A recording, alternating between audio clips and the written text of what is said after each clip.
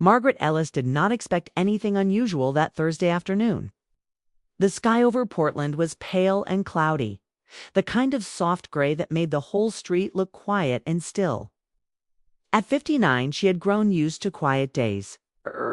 Daughters. Lived in different states now. Her ex-husband had remarried. The house that once held noise, laughter, and arguments now held only the sound of the clock in the hallway and the hum of the refrigerator. She stood in her kitchen, waiting for the grocery delivery she had ordered online. It was a simple habit she had picked up after her divorce. She didn't like crowded stores anymore. Too many couples walking side by side. Too many families arguing about cereal brands.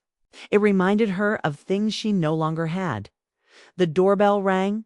The sharp sound made her heart jump more than it should have. She wiped her hands on a towel and walked toward the door. As she reached for the handle, she told herself not to rush. It was just groceries. She opened the door and forgot how to breathe for a second. A young man stood there holding two large paper bags.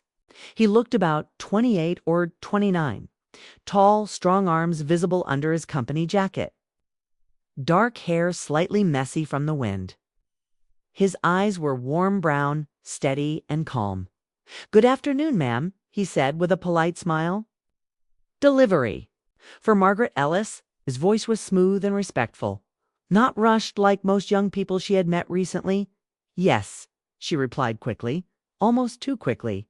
"That's me." She stepped aside to let him in. For a strange moment, she felt aware of everything, the way her sweater hung on her shoulders, the way her hair might look in the light. She had not felt that kind of awareness in years. He walked into her kitchen and set the bags carefully on the counter. "I'll put the cold items in the fridge if you'd like," he offered. "That would be helpful," she said. As he moved around her kitchen, she noticed how gentle he was. He didn't rush. He didn't slam doors. He handled her groceries as if they mattered. As if her home mattered.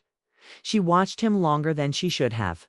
"What's your name?" she asked, trying to sound casual. Daniel Brooks." "You, Daniel." He nodded once, then glanced at the framed photos on the wall. Pictures of her daughters at different ages. A family vacation in California. A wedding photo from 35 years ago, where she stood beside a man who once promised forever. "Your family?" Daniel asked. "Yes," she said softly. "My girls, they look happy." "They were," she answered before she could stop herself. Daniel paused for a second, sensing something in her tone. He didn't push. He simply gave a small understanding nod. When he finished placing the groceries away, he handed her the receipt. Their fingers brushed lightly. It was a simple accident. Still, Margaret felt heat rush through her chest. She hadn't felt a touch like that in so long that her body almost didn't recognize it. "Everything should be correct," Daniel said. "If there's any issue, you can call the number on the receipt." "I'm sure it's perfect," she replied. He smiled again. And this time it felt less formal, warmer, almost personal. "Well, have a good afternoon, Ms. Ellis." "Akata," she said without thinking. He looked at her, slightly surprised. "Margaret," he repeated gently. "Have a good afternoon." When the door closed behind him, the house felt even quieter than before. Margaret stood there for a moment, staring. At the door, it was ridiculous, she told herself. He was a delivery driver, a young man doing his job. That was all. But as she walked back into the kitchen, she realized her hands were shaking. She poured herself a glass of water and sat at the table. The air felt different, lighter, as if something had shifted. She tried to focus on practical things, putting away the rest of the groceries, checking her phone, folding laundry, but her thoughts kept drifting back to him. Daniel Brooks, the way he spoke slowly, the way he looked at her when she said her name, the way he didn't rush out the door like most people did. It had been 5 years since her divorce. 5 long years of learning how to eat dinner alone without feeling empty. 5 years of pretending. She enjoyed independence. Her marriage had not ended with shouting or betrayal. It had ended with distance, with silence, with two people slowly becoming strangers in the same house. When her husband finally told her he needed something different, she had not cried in front of him. She had simply nodded. She had spent so many years feeling unnoticed that she had almost accepted it as her identity. Invisible that afternoon. However, something small but powerful had changed. Someone had looked at her, not through her, at her, the next morning. Margaret woke earlier than usual. She found herself standing in front of the mirror longer than necessary. She adjusted her hair, applied a small amount of lipstick, then wiped it off. She laughed at herself quietly. "You're being foolish," she muttered. But deep down, she felt something she hadn't felt in years: anticipation over the next few days. She caught herself checking her delivery app more often than needed. She didn't know why it mattered whether he would be assigned again. It shouldn't matter. Yet when the following Thursday came, she placed another order. Smaller this time. She didn't need much. She told herself it was just convenience. When the doorbell rang again, her heart raced so loudly she thought it might be heard from outside. She opened the door slowly, and there he was. "Hi." "Margaret," Daniel said, smiling as if he had been hoping it was her. The sound of her name in his voice sent a soft warmth through her body. "Hello, Daniel. You're my favorite stop of the day," he said lightly. She laughed, surprised. "Oh, why is that?" "You actually talked to me," he replied. "Most people barely open the door." She felt a quiet pride at that. Double quotes, well, someone should offer you more than silence. He stepped inside again, setting the smaller bags down. This time, their conversation flowed more easily. He asked about her garden after noticing flowers near the window. She told him about her roses. It's how they used to be her husband's favorite, but now felt like her own small victory. "You take good care of things," Daniel said thoughtfully. "I try," she answered. There was something in the way he said it that felt deeper than just about plants. When he finished, he didn't rush out immediately. He lingered for a moment near the door. "How long have you lived here?" he asked. 32 years?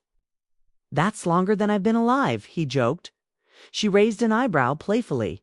"Oh, you're making me feel old." He shook his head quickly. "No, not old. Experienced." She hadn't expected that answer. Experienced? The word felt respectful. Admiring, even. After he left, Margaret leaned against the closed door and closed her eyes. Her heart was beating fast again. She pressed her palm against her chest as if trying to calm it. This was dangerous territory. She knew the difference in age. She knew the world would laugh at such thoughts. But she wasn't thinking about the world. She was thinking about how alive she felt in those brief moments. Days passed, and she found herself moving through life with more energy. She cleaned rooms she had ignored for months. She opened windows. She even called an old friend for coffee. Something had awakened inside her. On the third week, the rain fell steadily over Portland. The street looked silver and soft. When the doorbell rang again, she was already standing near the entrance. Daniel stepped inside, shaking off droplets from his jacket. "Bad weather today," he said. "It suits the city," she replied. He laughed as he placed items on the counter. She noticed he seemed quieter than usual. "Long day?" she asked. "Something like that," he said. For the first time, she saw a shadow behind his warm eyes. A tiredness that didn't match his age. "You don't have to carry everything alone," she said gently, surprising herself with the softness. In her voice, he looked at her for a long second. "You're easy to talk to," he admitted. The air between them shifted slightly. Margaret felt it. A closeness. A quiet understanding forming. They stood there in her kitchen, rain tapping against the windows. The world outside, distant and blurred. She was suddenly aware of how close they were standing. Aware of his scent, clean, fresh, mixed with rain. Aware of her own heartbeat. Daniel opened his mouth as if about to say something more personal, and in that suspended second, Margaret realized she was standing at the edge of something unexpected, something thrilling, something that could either heal her lonely heart toward break it again. She didn't move. Neither did he, and for the first time in years, Margaret Ellis felt like a woman on the verge of a new chapter. Without knowing what the next line would say, Margaret Ellis had not expected the following weeks to feel so alive. After that rainy Thursday, every time the doorbell rang, her heart jumped. Daniel Brooks, the young delivery man, kept appearing on her doorstep with groceries and packages. Each visit became a small event, something to anticipate in her quiet life. The brief conversations they shared grew longer, more natural, like a friendship forming with invisible threads connecting them. Margaret found herself looking forward to seeing his smile, hearing his calm voice, feeling that fleeting warmth. When their hands brushed on the bags, Danyo had a gentle presence. He didn't rush, didn't make small talk for the sake of filling silence. He asked questions, listened carefully, and responded with thoughtfulness. One afternoon, he noticed an old record player in the corner of her living room. "Do you still listen to vinyl?" he asked. Margaret smiled, feeling a small spark of pride. "Sometimes," she said. "It reminds me of simpler times." He nodded. "I like that. There's something honest about it." Margaret felt herself leaning a little closer to his words, drawn in by the easy way he understood without judging. Their conversations began to explore deeper things. Daniel spoke about his life in Seattle, the city he had left behind after a long relationship ended. His tone was candid but not heavy. Margaret admitted to the loneliness she felt since her divorce. It's the way she had learned to live alone but never truly felt complete. Daniel listened silently, never interrupting, his eyes steady, not pitying her, but seeing her clearly. Each time he left, she felt a strange mixture of longing and comfort. One evening, after setting down groceries, Daniel paused near the door, hesitating. "Can I ask you something?" he said. Margaret's heart skipped, curiosity mixing with a cautious hope. "Of course," she replied. "You seem different tonight," he continued. "I don't mean in a strange way. I've been thinking about my mom. She's about your age, I guess. We haven't spoken in years. I left home when I was young. We argued. I was stubborn." Margaret could feel her chest tighten. She had expected hints of attraction from him, but now it was clear that his heart was elsewhere, tethered to someone he had lost. "I've seen something in you these past weeks," Daniel said, his voice softer now, almost trembling. "The way you listen, the way you smile, it reminds me of her. I didn't mean to confuse things. I respect you a lot. You've helped me more than you know." Margaret felt a gentle ache. She had felt attraction, a spark that had awakened her, but now she understood that Daniel had been seeking something else: comfort, familiarity, a connection to someone missing from his life. Instead of feeling embarrassed, Margaret felt compassion. She realized that the warmth she had felt was not shameful, not wrong. Her heart had been dormant, and it had come alive again, not for romance, but for human connection. The idea of attraction became less about desire and more about recognition, the recognition that life still held moments that could make her pulse quicken. Her thoughts wander, her emotions stir. She thought about the months that had passed since her divorce, the years of quiet dinners and empty evenings, the loneliness she had convinced herself was permanent, and she realized that her heart had been lying dormant, waiting for a spark, a reminder that she was still capable of feeling. Daniel had unknowingly provided that. Days turned into weeks, and their conversations continued to deepen. Margaret would ask about his new route, his family, his hobbies, and he would answer honestly, sometimes with a touch of nostalgia or regret. They spoke about movies, music, books, the changing seasons in Portland. He asked questions that made her think, made her reflect on her own life in ways she hadn't done in years. She noticed herself smiling more, speaking more freely, laughing more. The house, which had felt so quiet and empty, now seemed warmer, filled with invisible energy. Then came the day Margaret decided she wanted to help Daniel. It had become clear to her that his heart ached not for her but for someone else, and She wanted to guide him gently to the connection he had lost. She wrote a note, careful with every word, expressing encouragement and hope. She included a phone number, his mother's number, the one he had avoided calling for years. She wanted him to reconnect, to heal a part of himself that had been missing. When Daniel arrived that afternoon, she handed him the small envelope. "For your mother," she said softly. "Call her." He took it, eyes widening slightly as he read her words. He looked at her, overwhelmed, almost speechless. "Thank you," he whispered. It was a quiet moment, yet it held a weight that neither of them could deny. The exchange was gentle, pure, filled with unspoken understanding. Margaret felt a surge of satisfaction, not romantic, but nurturing, the way one might feel after helping someone else find light again. He left shortly afterward, and Margaret closed the door slowly. A strange emptiness filled the room, but it was different now. It wasn't loneliness. It was calm, reflective, peaceful.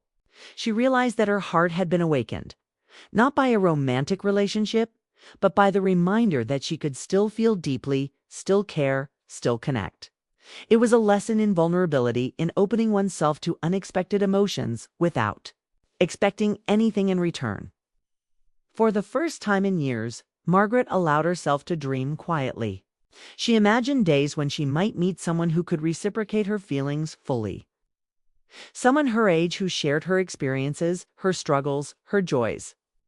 She realized she had been underestimating her own capacity for hope, for joy, for new beginnings.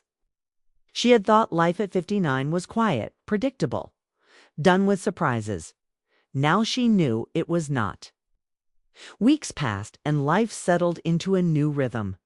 Margaret continued with her routines, but carried within her the memory of Daniel's visits, the lightness he brought to ordinary days.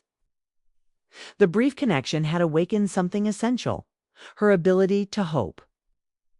She began to take walks in the park again, noticing the small miracles of nature, the laughter of children, the patterns of sunlight through the clouds.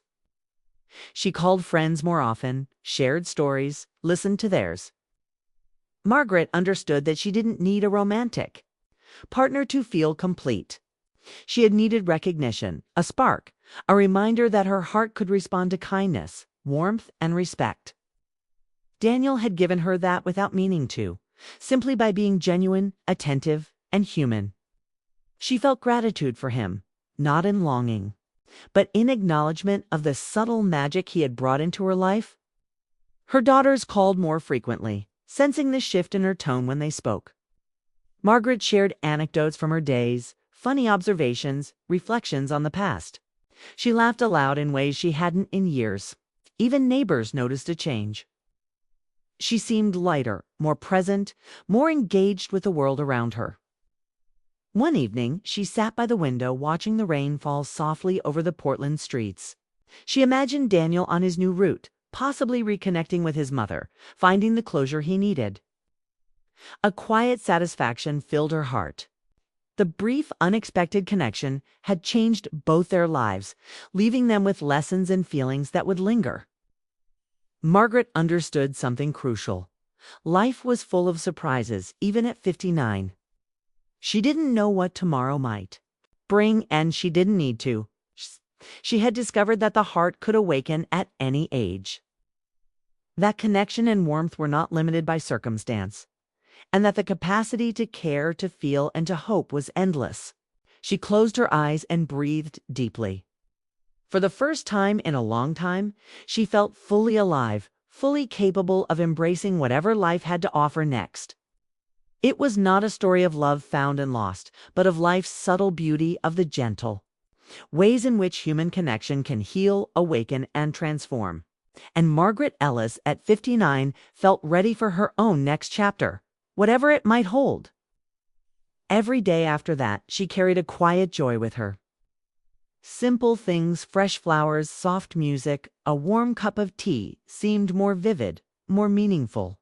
She smiled at strangers, lingered in conversations longer, noticed small acts of kindness around her. Life felt richer, not because of a romantic affair, but because she had remembered how to feel. And though Daniel would eventually fade from her daily life, his presence had left an indelible mark. He reminded her that life could still surprise, that her heart was capable of stirring, and that even fleeting connections could spark profound change. Margaret realized that love was not always about romance. Sometimes it was about awakening, about recognition, and about the courage to feel. Again, at 59, she felt younger, lighter, open to new beginnings. She had been shocked, not by love in the way she once imagined it, but by the realization that she was still alive in every sense that mattered. And that, she understood, was the most beautiful kind of shock of all.